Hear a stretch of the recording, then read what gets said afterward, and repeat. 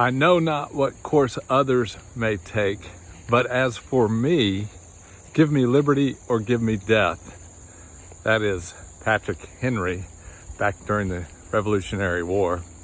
Imagine the word but is a transformative word in sentences. You can say whatever you want before the but afterwards it changes whatever you said before the but. And Patrick Henry just said, give me liberty or give me death. Give me freedom, he said. It is the time of the year where people are going back to school. Murray State University absorbed a couple of my kids earlier. And at the same time, what people need to take into consideration as you go back to school is learning.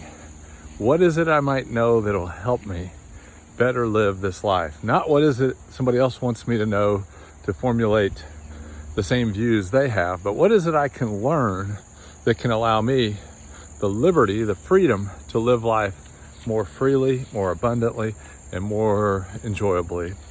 And I think the book of Galatians correlates really well with that idea. Galatians early on says it is for liberty, it is for freedom that Christ set me free. So liberty and freedom are a big deal in Paul's writing, but it's for freedom that Christ set me free. So he set me free of something, and whatever that freedom is, he wanted me to live in that. He died so I'd have freedom, right? And then if you think about that chapter 5 of Galatians there, he says, walk by the Spirit and you'll not carry out the desire of the flesh.